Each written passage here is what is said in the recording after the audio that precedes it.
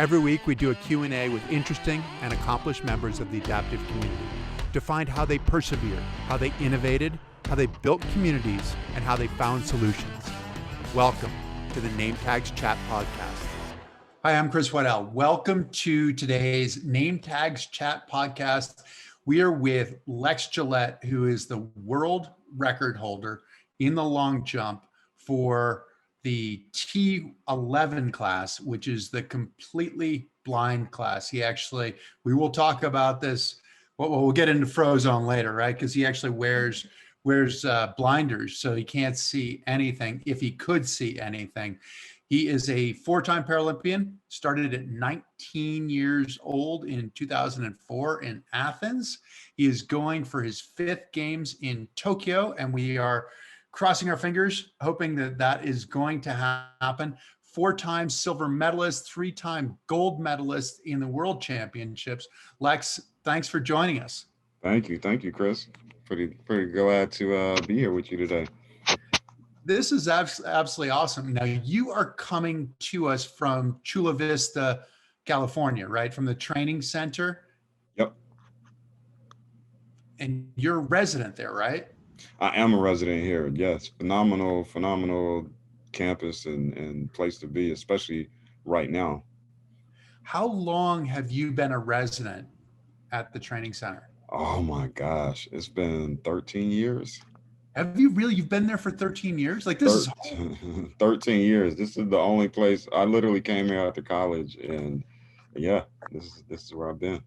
And you haven't left. Wow.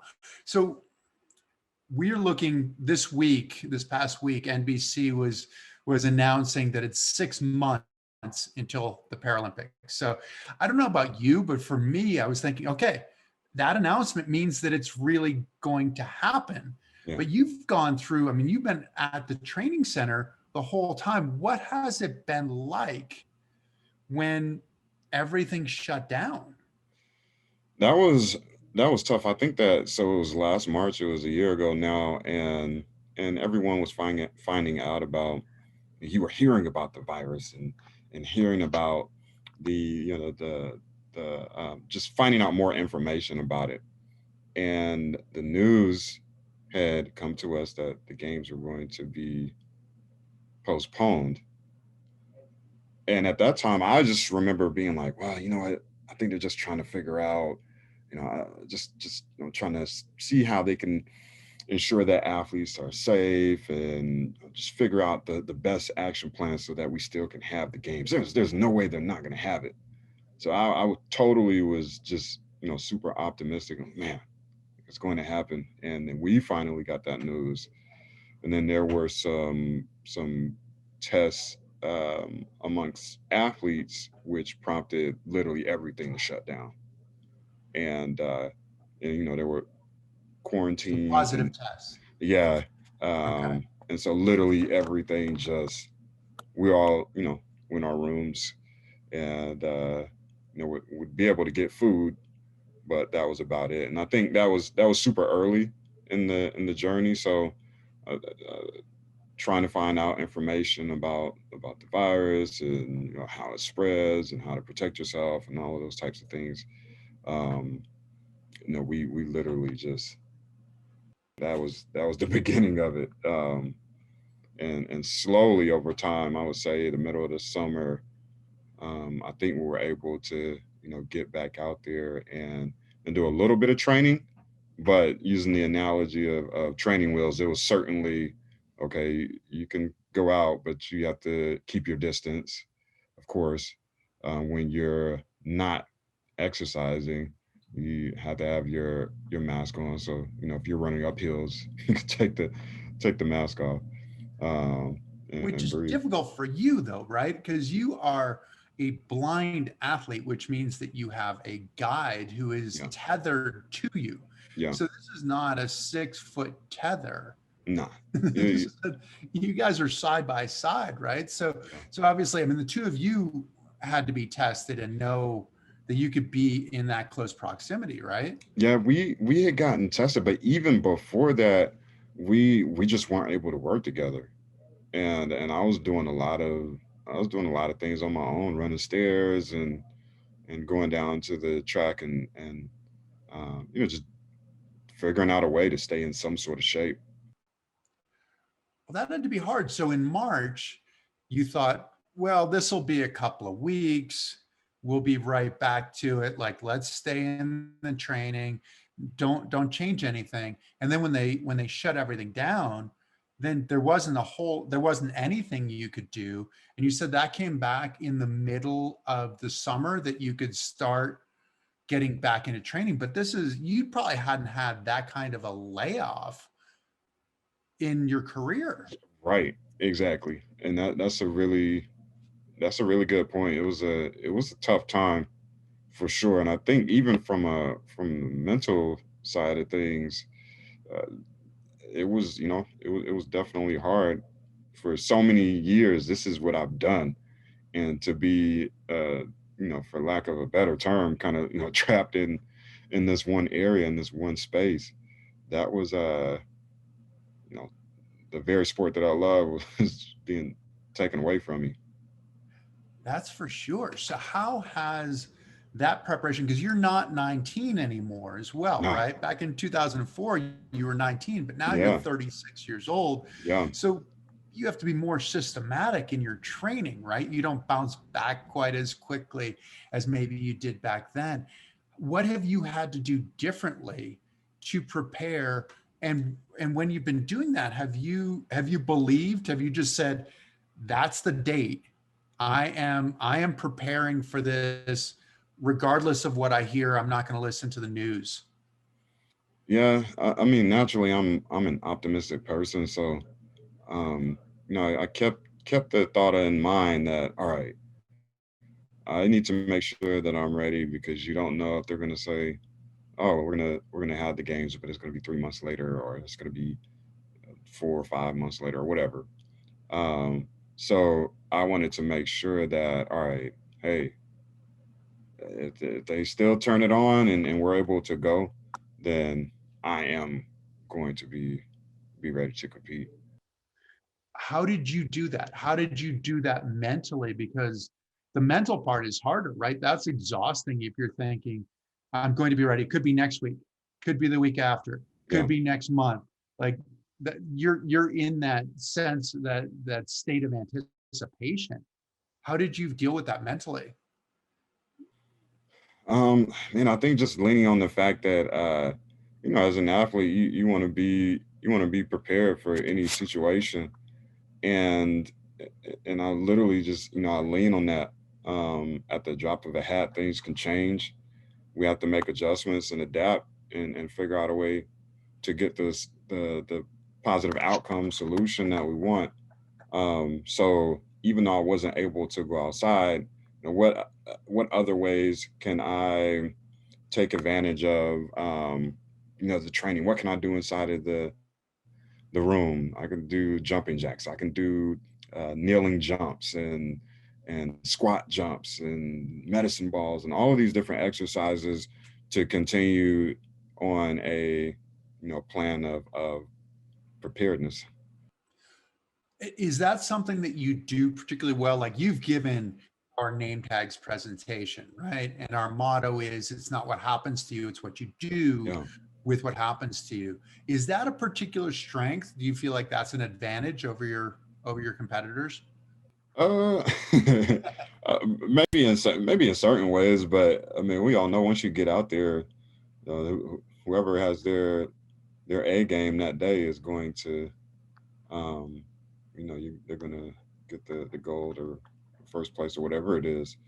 Um, but I definitely think that having that type of that mindset, it keeps you motivated, keeps you inspired, and keeps you realizing that there's something ahead. And I think that something ahead, that vision or whatever it is, that gold medal, is what really motivates us to keep going and push toward that. I couldn't agree more. And so you're talking about two separate things, right? You're talking about, one, your physical preparedness, but then two, being able to prepare mentally so that you can be that person who's on your A game. Can you describe to people how you long jump? Yeah. So in the long jump, you have the stretch of track where you run, of course, and you have a takeoff board that's in the ground. And since I can't see that takeoff point, I have someone who's standing there in between the takeoff board and the sand pit. So their back is to the sand pit and they're looking down toward me. I'm about 120 feet, 30, 40, 34, 35 some odd meters away. And he is clapping and yelling, fly, fly, fly, fly, as loud as he can. So that gives me that the ability to hear and know which direction to run. From there, it's me running 16 strides, and on my 16th, I jump and pray to God I'm gonna land in the sandpit.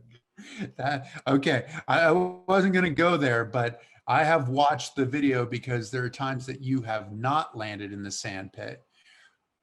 What what does that feel like? Um, well, well, it doesn't feel good. I'll tell you No, that. I'd imagine.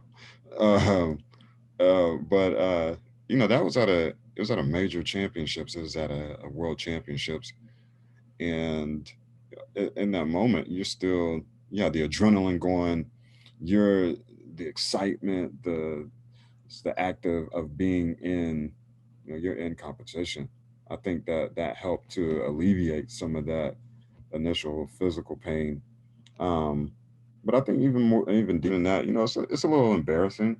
That hasn't really happened to me before. I may land in the sand pit and may hit my hand or something on the edge of the pit, but it's nothing to the degree of landing full body outside of it. So yeah, I mean, there's definitely a little bit of embarrassment um, and just questioning like, oh man, what happened? But we were able to, number one, I was able to get a new pair of tights because the ones I had before were a little ripped. So was didn't want to moon the crowd or anything like that. So I got some new tights. Me and my guide Wesley got back on the same page. And what basically was happening was, imagine yourself, you're running at the sound of this person's voice, but inside of large stadiums it could echo, and there's the environmental factors that could play a part. And if it's really windy outside, and that can carry that person's voice. So really having to have a conversation and talk about what it is that I'm hearing, so that the proper adjustments could be made. And I think the last thing was literally just get out there and leave it all on the field. Like, I knew I still had an ounce of something inside, and I didn't want that image of me landing on the side of the pit. That I didn't want to be the lasting image that people saw of me at that particular world championships. Like, I still had, something inside of me. So let's go out there and put it out there and see what happens. So you said what, 16 strides, 35 meters. You're going fast. You are the only blind athlete who has jumped over 22 feet. So this is 22 feet in the air. You're anticipating that you're going to land in the sand, Yeah. which is relatively soft. You dig into the sand, and instead of landing in the sand, you landed and effectively bounced on the track because you Yeah. didn't know any better. You thought you were stretching for every last inch, Yeah. thinking you're going to land in the sand, but then you landed on the track, like heels, butt on the track, which is hard. So you said that you wanted to leave every last little bit that you had out there. What was it like on that next jump being committed? Because you've been able to figure out what happened to a certain extent, that maybe it was bouncing off of the stadium, that maybe it was windy. I would imagine that adrenaline played a role in it as well, potentially, that you're just all jacked up. It's a big event. How were you able to focus and commit to that next jump, knowing that you just missed the pit? I mean, this is Is this the yips? Are you able to say, I'm going to run as fast as I can and I'm going to jump off the board? How did you do that? I think that when it's time to compete and you're out there,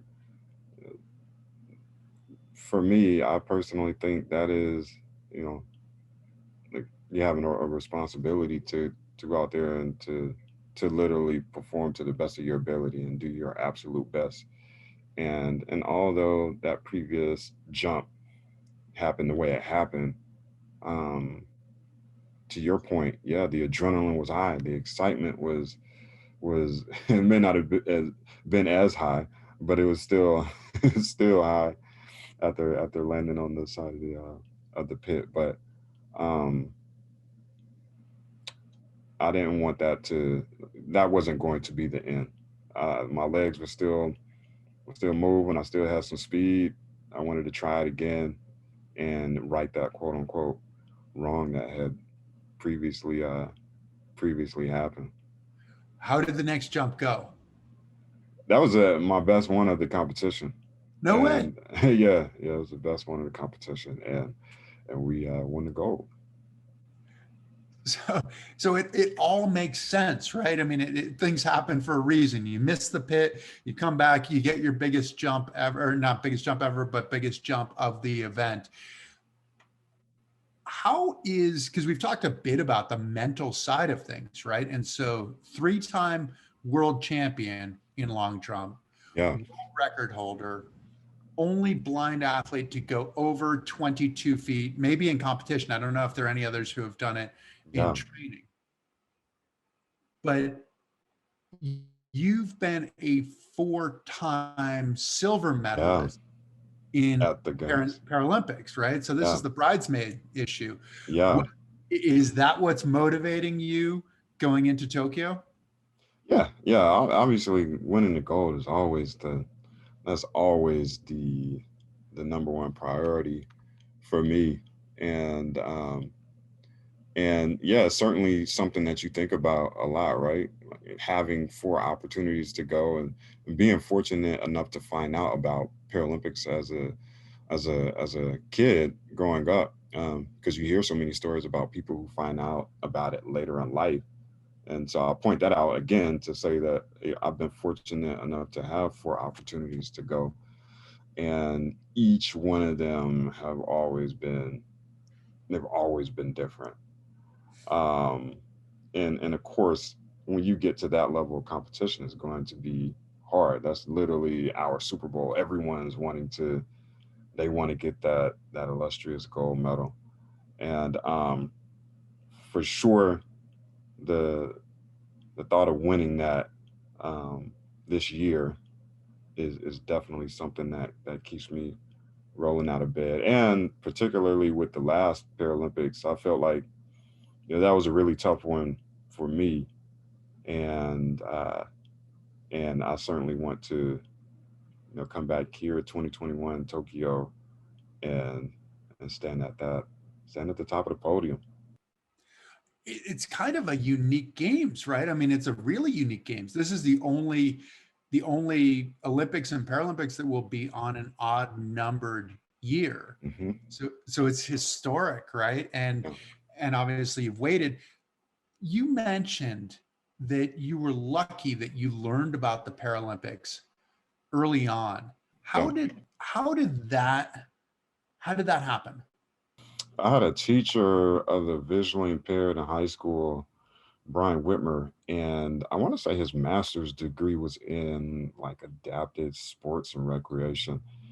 And naturally, he knew a lot about adaptive sports, the Paralympics, USABA. He just was a wealth of information when it came to sports and rec. So he had told me about it when I was a freshman in high school.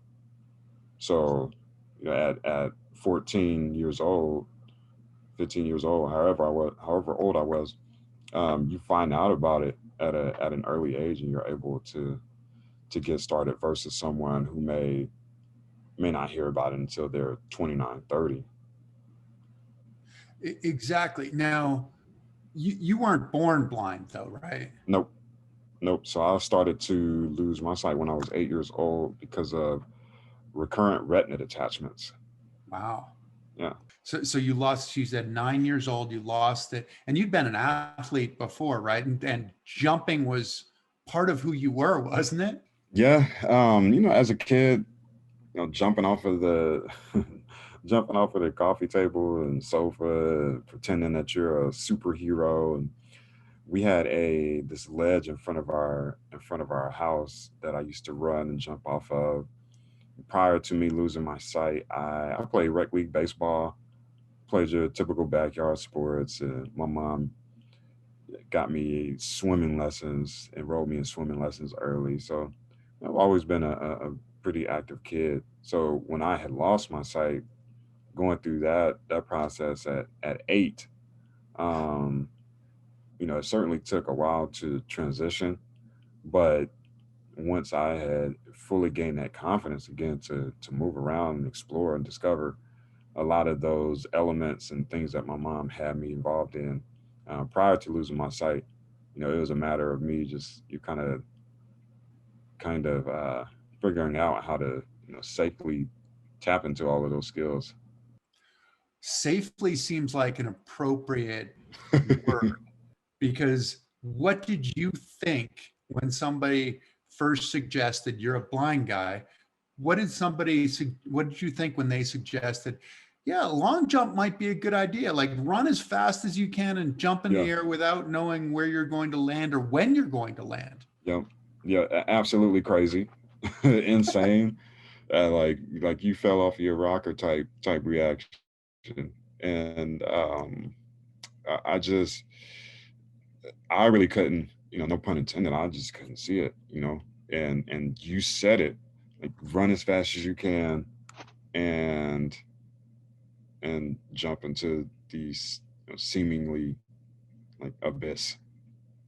Um, but I feel like in a lot of these situations, you gotta ask yourself, if you don't give yourself a shot and you don't give yourself a chance, what type of potential success or opportunities or achievement are you totally just throwing out of the window by not even giving yourself a shot? And I had someone there. We talk about it a lot in the name tags program. I had someone there who believed in me, and he believed in me so much that I began to believe in myself. And when you have that type of connection with someone, they really make you forget about what you thought was previously impossible. And for Mr. Whitmer, turned Coach Whitmer for those few years, it was him making me forget that I was blind. Well, it was your mom too, wasn't it? Yeah. Oh yeah, for sure. For sure. And my mom, she my mom's side of the side of the family is the athletic side. So everybody has played everything from basketball to volleyball to you name it. They probably played it. So she definitely encouraged me to get out there. And I think that Mr. Whitmer was able to take that foundation and the little bit of physical talent that I had, and he cultivated that and got me to a point where physically I was training and doing well, but mentally he really helped me elevate my thinking. That's awesome. And everybody needs somebody like this. So, can you describe to us what this feels like? I mean, obviously, you've done it a lot, but everybody out there probably will have had this experience where you walk up the stairs in the dark and you get to the top and you think that there's one more step, Yeah, right? And so then you go and step, and whether you trip or or sort of hyperextend your knee or something like yeah, that. What's the kind of reverse like that for you? Because okay, you have your steps. Wes is clapping and chanting basically. So hmm, you're getting to the board, hopefully, but yep, then you're flying through the air. yeah. And I'd imagine now you have a good sense of like how long that trip takes. But what was that like in the beginning? Like, are you just preparing for impact? How does that work? literally cannonballing into the sand pit. It was like a pool situation. But that was how I was. That was when in the beginning. Oh, you when you jump, pull your knees up to your chest, and so that's what I would do. And just, yeah, to your point, wait for the ground to come. And you have an idea, given the fact that you can tell that your body is declining, falling toward the ground. But do you truly know when you're going to hit the sand? I would say, more times than none. Um, I'm not able to really identify when it's going to come. I'm just, guessing. Still, that's the case Still, after after so long, because then you also think about, let's say that you have one of the best runs of your life on the long jump run when you jump. So I think that jump is going to feel a lot different from, say, your next run where you may not run as fast. And then let's say when you jump, you go more vertical than you do horizontal. So there's so many different elements that could totally throw that off. and you're talking about tailwinds, headwinds. Yeah, yeah, and just how you jump in general. Like if you take a jump and let's say you just go too vertical, so it's more of an upside down V Right. instead of it being more of a parabola and being a, kind of long jump. So, uh, being that those things can happen, I think it, changes when when you're going to touch the ground or hit the sand. You have your steps measured, right? You know how far you're going, and you tailor that to a certain extent. I mean, you tailor like when you start based on whether there is a tailwind, whether there is a headwind, so you're getting your 16 steps. Is that, do you do that? Well, not not much. Most of it for me is as long as I can get that really good, clear, crisp sound from my guide, I am focusing in on where he is and taking off in that direction. Now, if we are in a competition where, to your point, if it's super windy outside, then I'll wait for a safe space or pause in the breeze so that when I run, I can have that clear sound. Because running in a headwind and trying to listen, that's a recipe for disaster. That makes sense. It makes sense now that you said it. Yep. I don't know that I would have anticipated if you hadn't said it. And you take off on the same foot Yep. every time, right? Are you left foot or right foot? I jump off on my left. Off your left, which kind of makes sense, right? If you're right-handed, you Yeah, jump off of your left foot. exactly. That's, do you ever do you ever go jump off your right foot? Accidentally, I've done it in competitions before accidentally because I thought that when I started running and I got down toward the mark where I was supposed to jump, I thought that I was going to scratch. So I um, kind of adjusted my stride and ended up jumping off of my right leg. Totally awkward. It just felt so weird. It probably feels like somebody else's body practically, right? Because it's so Yeah, practiced jumping off of your left foot. yeah, What are definitely. what are some of the training things that you do? Because I'd imagine you don't go out and just jump all the Yeah, time. It's got to take a bit of impact, right? yeah, yeah. And the thing that people don't realize is that I rarely ever, get actually on the runway and run and do a full jump. I probably do that maybe 3 or 4 times a week, 3 or 4 jumps a week, Three or um, four total. total. And maybe a fifth one if my coach is just like, I didn't like that last one. We can't end on the last one. So there's not much jumping going on. There's a good bit of running because you want to make sure that you have your speed to be able to get out there into the sand pit. You're doing strength and conditioning training, so we're doing the Olympic lifts, the power cleans, the squats, snatches, deadlifts, you name it, core and below. We're probably in there doing that, making sure that we can get strong and be able to create that power and have that speed. And there's a lot of drills, and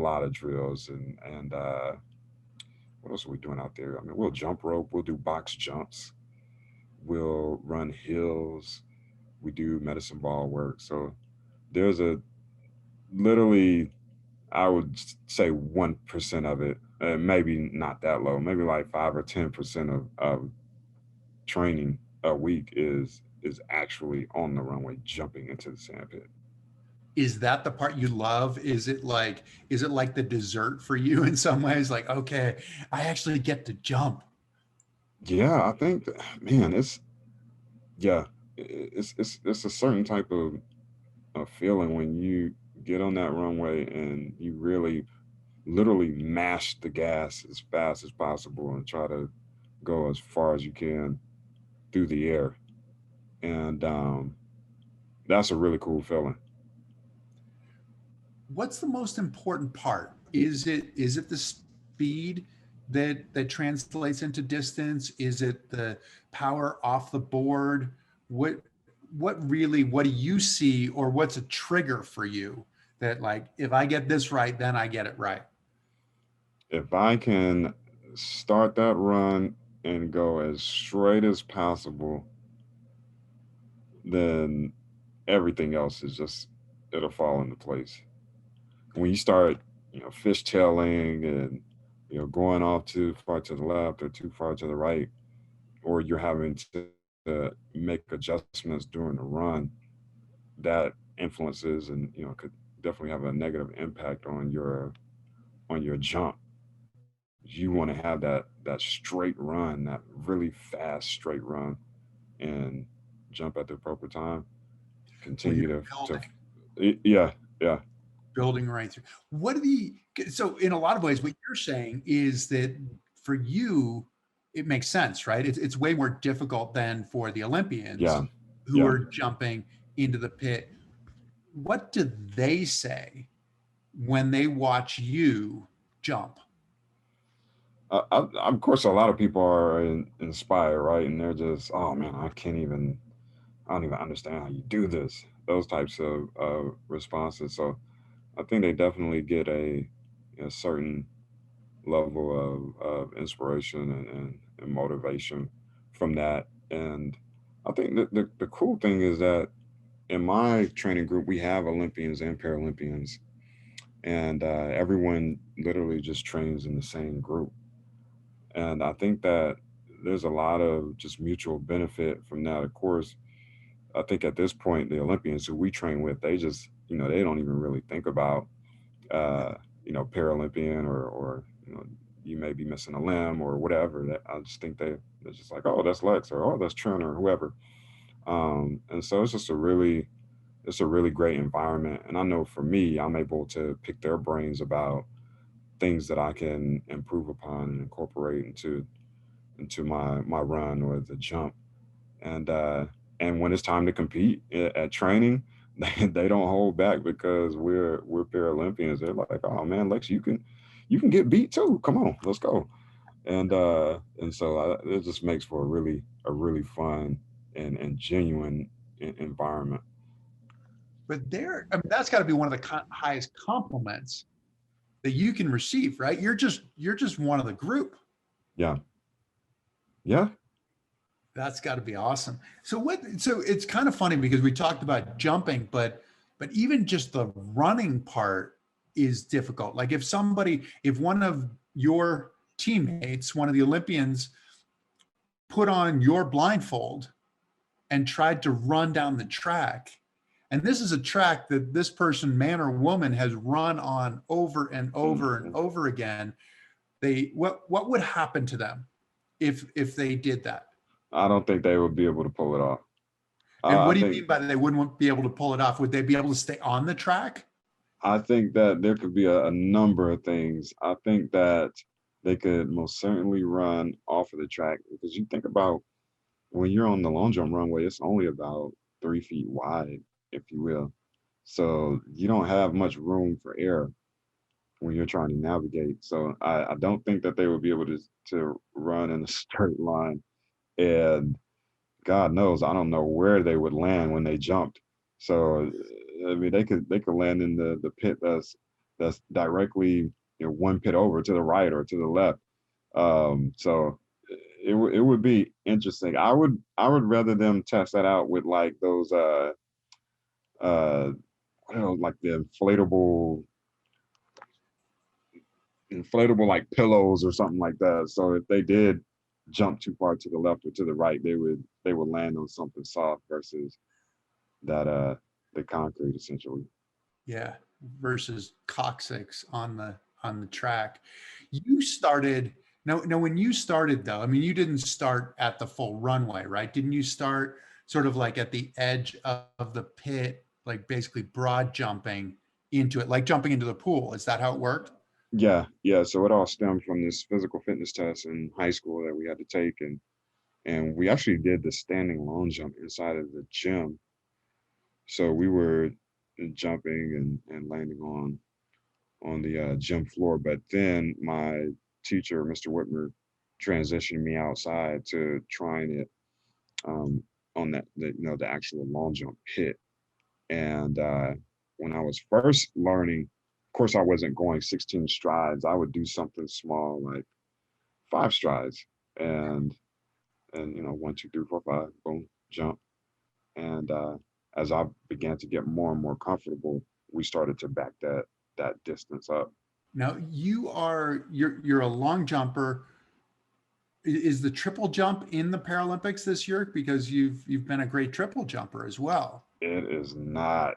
It is not. We haven't had it since 2013, I believe. And so I was really excited about that too, because I was really starting to come into my own with that particular event.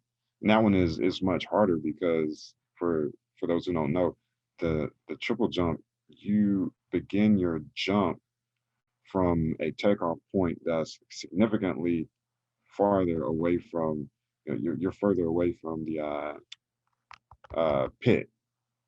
So where the takeoff point is could literally be, for example, 20, 25 feet away from the actual sand pit.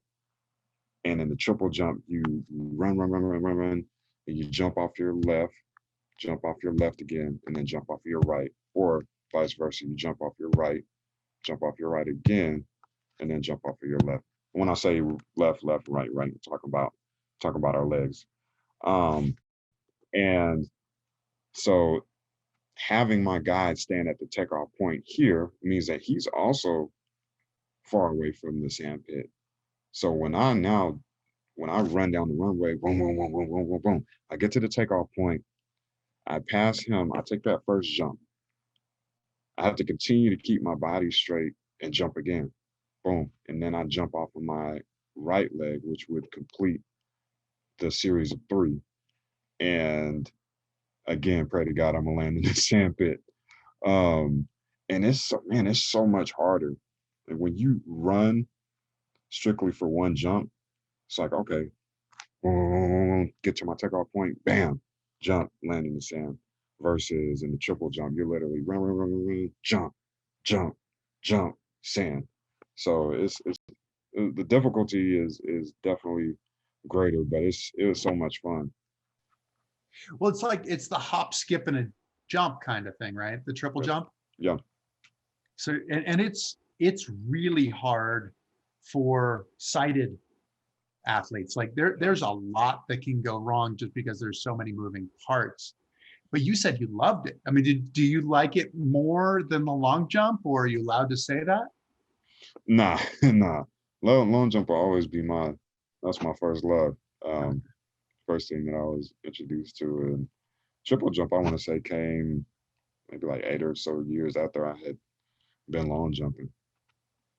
Okay. And but are you still a sprinter as well? The 100 meters, 200 meters, or? Yeah, more so just making sure that that speed is still there more than anything, because that's an important part of the long jump. So I definitely, I hop in the races, and I usually get my start rights and things like that at the major international competitions. So I usually just kind of look at it as if I see that my progress is going in the direction that I want, specifically on the sprinting side of things, and I say, all right, you know what, let me throw my name in the hat and see what happens. Is it also kind of a nice way to get into a big event, to have another event to kind of warm up? Yeah, yeah, totally. And it's always interesting standing behind those blocks in in the sprint races, because you're there, and the announcer comes on and they're saying some of your accolades, and I'm the one in the race that's like, oh, he's a world champion long jumper, he's the world record holder. And a lot of the other records that my competitors have are, oh, well, he's the European record holder in the 100 or the 200. So um, it's kind of cool to be on that stage with the people who have, I would imagine they started sprinting. Those were the first events that they did, versus me starting with a long jump, a field event.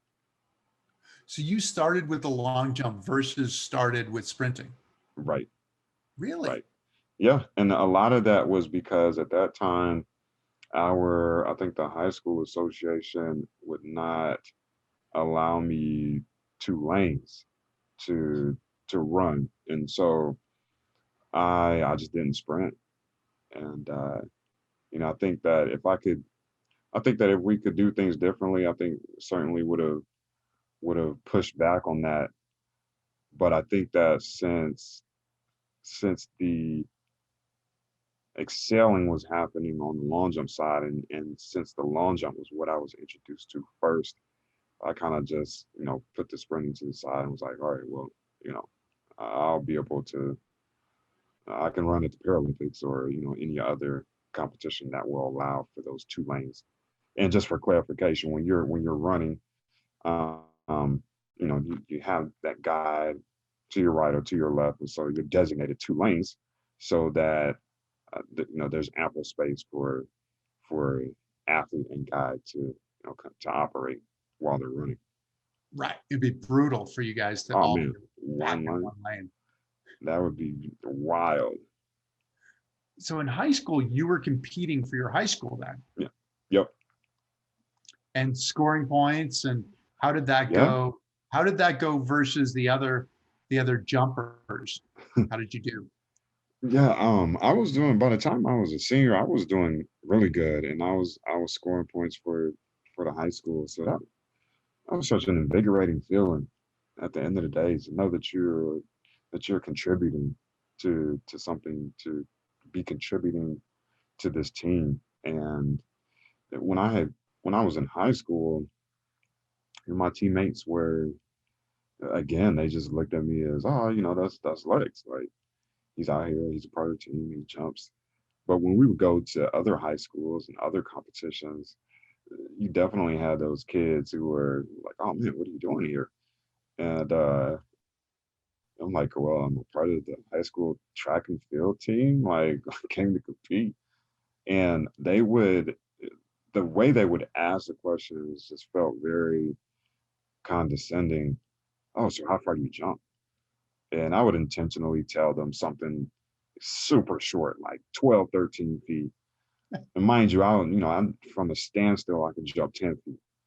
So we would get into the actual competition, and by that point I was jumping 18, 19 feet in high school. And so the kids now, like, their voices have totally changed, like, oh man, like, man, that's a really good job.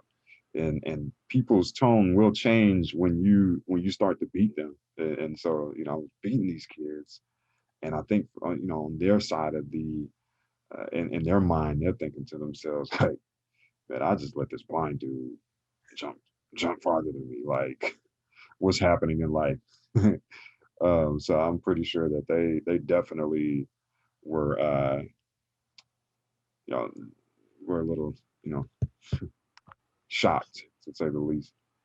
That had to be one of the most enjoyable parts for you, was to go and just shock people, I would imagine. Oh yeah, oh yeah, because it's something that, like, when's the last time you seen someone who's blind run as fast as they can and jump into a sandpit? Like, uh, there's so many things to do in the world, right? And people would look at that and say, "Oh, that's the one that you chose. Like, that's what you like to do." Um, But yeah, I mean, it's man, it's Well, just I don't. It's crazy to think about, at this point in life, how everything has transpired. I'll say about that. well, you get to fly, right? Yeah, that's a feeling that everyone loves to fly. Do you have any idea how long you're in the air? Like when you jump 22 feet? It's not long. I'll tell you that. It's certainly not long at all. Um, and the interesting thing is when you jump that far, I can kind of tell when I have a good jump, but a lot of times it's just like, all right, what are the officials going to say? Like, get the tape out. Let's see how far it is. Um, but there are some times where you know how it is, Chris. You're in that zone, and when you're in that zone, it's like nothing can go wrong. You're able to, like the focus level is just just through the roof, and just your ability to tap in to that moment is just it's like otherworldly. And so I point all of that out to say when that really happens, those jumps feel humongous, like huge. And gravity just feels less than I would Yeah, imagine. yeah, Like yeah. nothing It's tugging on. almost like the movie scene where like it's slow motion and you have that nice slow score in the background. Like it's just I don't know, everything just literally slows down, even though outside of your mind is happening at a rapid pace. That is awesome. Is this where the superhero image, your alter ego Frozone, comes into play? Yeah, yeah, I think so. Who is Frozone? Can you explain it to the Yeah, audience? so They don't know. so from The Incredibles, Frozone is one of the characters, and he wears an eye, like a mask. And so I have mine. I actually was doing a presentation earlier where I had it, but so mine looks like this. And like you mentioned earlier, you put it over your eyes to create that equal playing field, that level playing field across all of the competitors. And yeah, whenever I go to talk to kids, they're the first thing that says, "Oh, that makes you look like Frozone." And then from there, we talk about just the movie is Super Suits, and it's a lot of fun being able to engage with them and have that connection to talk about that movie.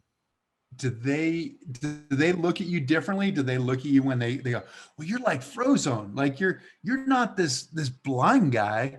You're like a superhero who does things that nobody else can do. Is that what the kids take from it? I think that yeah, I think in some ways that's true. Kids they connect to things like that, superheroes and that feeling of flight and having superpowers, and they definitely see them on the playgrounds or at home, and imaginations are running wild. And so I think that definitely um, is something that they gravitate toward. And for sure, when they see someone who is blind or visually impaired being able to do these things, yeah, I think immediately they think of, say, like, oh, that's like Daredevil, and it's just something that they're able to, for them, able to connect the dots in that fashion.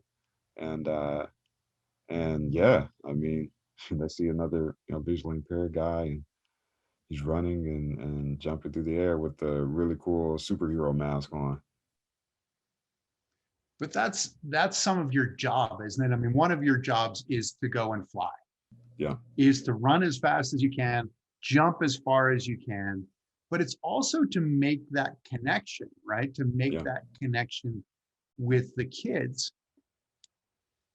How did that end up happening? Did it end up happening just because of the Frozone thing, or was it something that you really thought about? Um, I think that is, a little bit of both. When they see, people see certain things and make their like, oh, that looks like this or that looks like that. But then I think even past that, uh, oh no, I just kind of lost my Lost your hold train on, of the thought thought. that I had. Yeah. Oh. But oh, that was such a good So this golly, is, man, that's the worst, huh? it really is. And it's just, and it happens so much more frequently. It seems like Done. when you're doing this stuff Oh, virtually, I'm right? sorry. Here we go. Yeah, for sure, definitely. And so I think that it definitely is. There's some planning that goes with it as well, right? Because as a person who is presenting, you want to be able to engage and figure out ways to connect with them in an authentic way. And so for kids especially, they certainly, I mean, that speaks their language. The superheroes and Incredibles and Disney movies and if you can utilize those things in a way to number one strengthen that connection and number two educate them on a particular skill or a goal or whatever it is, then let's figure out a plan, an action plan, so that we can help them to absorb the lessons and utilize those lessons moving forward in life.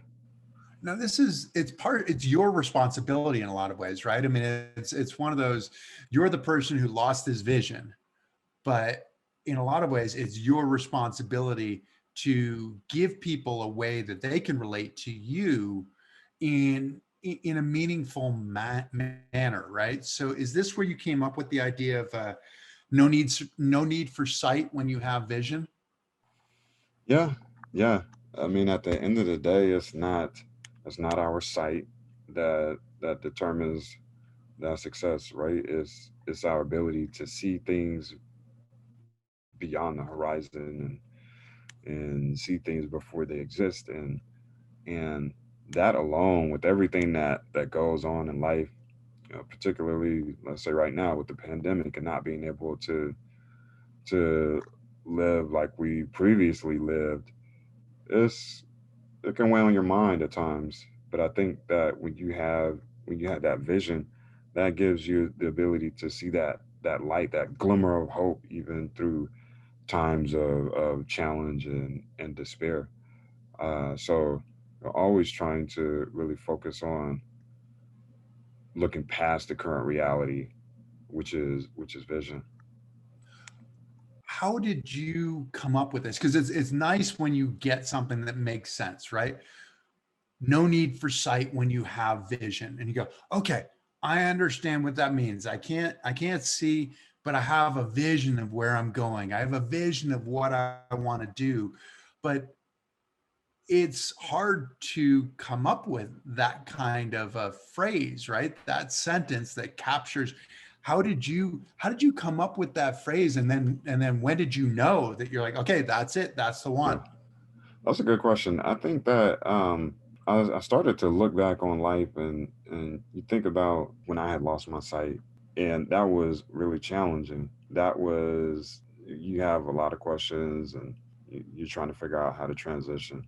But what after I was able to get through that initial pain from losing sight, it's literally everything that has been created ultimately and everything that will be created. It always starts with a vision, and you see it within yourself and you see it within others before it even can turn into reality. And so once I had locked into that idea that you see it in your mind first, then the rest is history, as they say. And I saw that within my mom, and I saw that within Coach Whitmer, um, my guide, just everyone. And the interesting thing about the slogan is my mom is actually visually impaired. She has glaucoma, and Mr. Whitmer, my teacher of the visually impaired, the first coach, he has a visual impairment as well. Now, both of them still have usable sight, but it gives that statement more power and impact, because ultimately, even though we are talking about literal eyesight and being able to visualize, um it's ultimately talking about a mental shift, right? Like changing your attitude. Did this come about where did you sit down one day and say, I'm going to come up with my motto? Yeah. You did. Yeah. So I literally, like, I was wanting to get sponsored by companies, and I was just trying to figure out kind of like the business side of sports. And I was like, well, all of these, products out here that we see in the world, they have, taglines and mantras and things like that. So I wanted to figure out one that I could use. And at first I used to say no need for a vision when you have a vision, because that, vision is ambiguous. But finally just made the switch to sight. And I was like, this sounds good. No need for sight when you have a vision. No need for sight when you have a vision. And it was just you. This wasn't a conversation that you were having with somebody else, a brainstorming session. Yeah, well, at first, when I was doing the no need for vision, when you have a vision, yeah, that was just me. And so I had a conversation with someone. It was actually our old high performance director, and I had um, pitched it to her one time, and she was the one that had suggested, oh, why don't you just change the first vision to sight?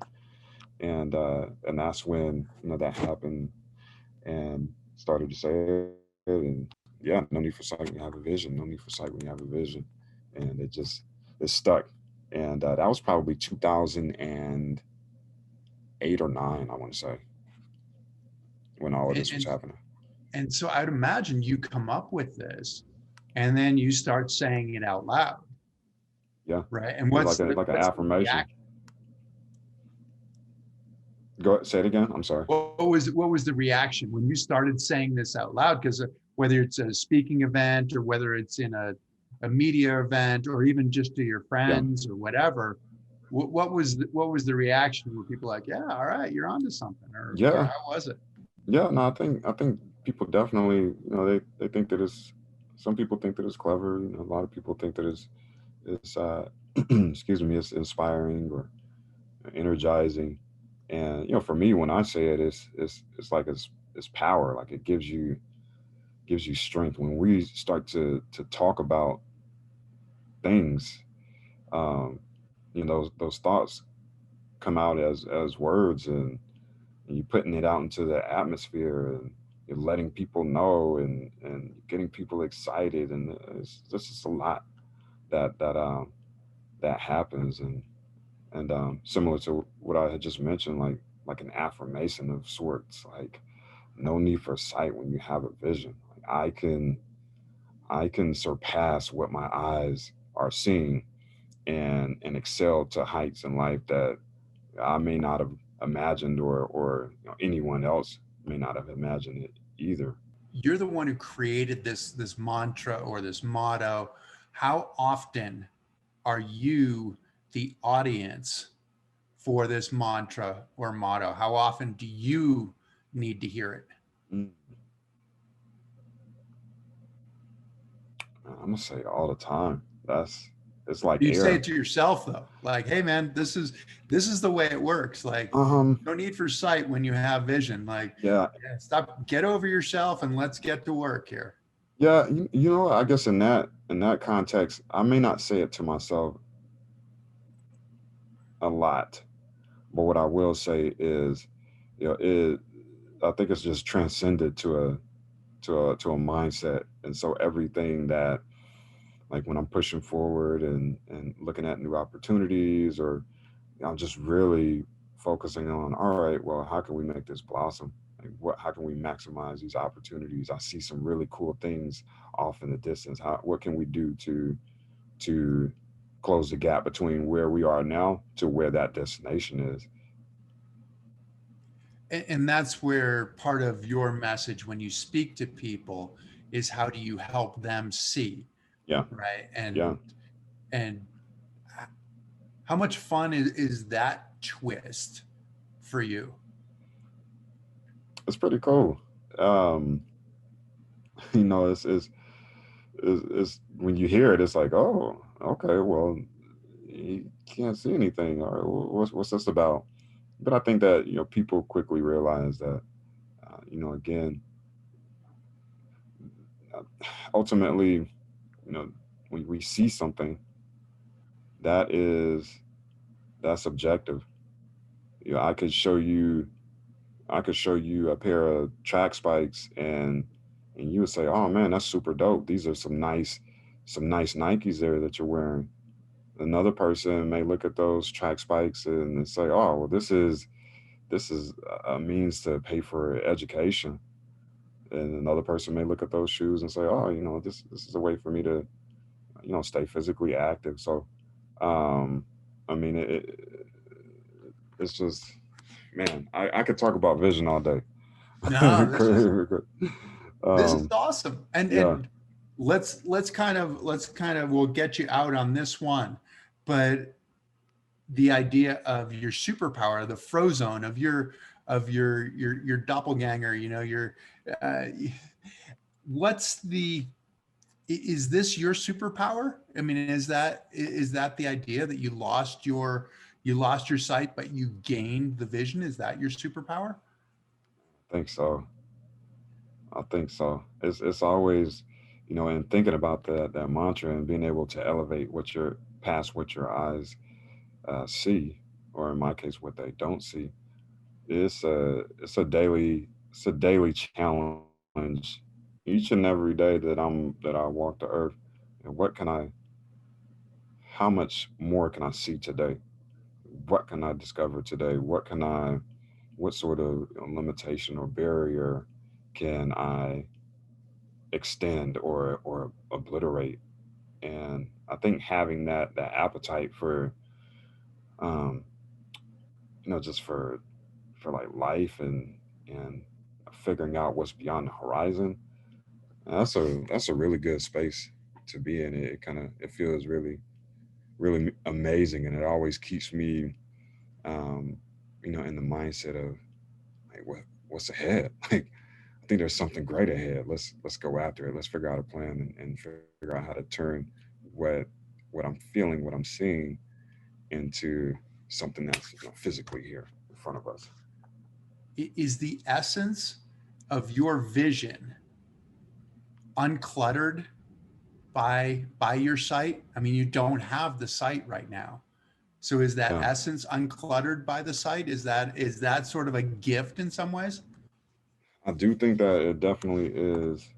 It provides some I'll say protection, if you will, from from the scenes of life. And don't get me wrong, people can say, well, you still can hear, you still can touch, and you're still able to sense things. But I mean, we live in a visual world, and so people are always looking at just looking at things, swiping on Instagram, swiping on Twitter, and they're seeing this, and they see hope, and they see challenging moments, and it makes you feel a certain type of way, of course. Um, but when you truly just are literally focused on that, that vision, it literally just overpowers the sight in a lot of ways. And again, those moments where it's really daunting, and the weight of the world is on your shoulders and on your mind. It is that vision that's the foundational piece, and that's what helps you to see that light. That's what helps you to really say, all right, well, I have something to shoot for. And from there, it's a matter of connecting with some genuine people, some great people, figuring out a plan, and just staying hungry and staying motivated. That is awesome, Lex. Well, we hope that your vision is bringing you to the top step of the podium in Tokyo. That's the big hope, right? Yes, absolutely. For all of you, thank you for joining us. If you didn't get a chance to see the whole interview, you can go to the One Revolution page. This will be archived on our One Revolution page. You will see Lex's podcast as part of a regular podcast on YouTube and Spotify and Apple and all of those places. If you like what we're doing, please subscribe. Please tell your friends. I happen to think that Lex has an absolutely amazing story, and I've learned a ton in this hour in 5 minutes or whatever it is that we've been talking. And please share it with other people. So thank you for joining us, Lex. Again, thank you, and best of luck as you in the next 6 months, or a little bit less than 6 months now, right? Yep. Thank you, Chris. I appreciate it. All the best. Take care. See you.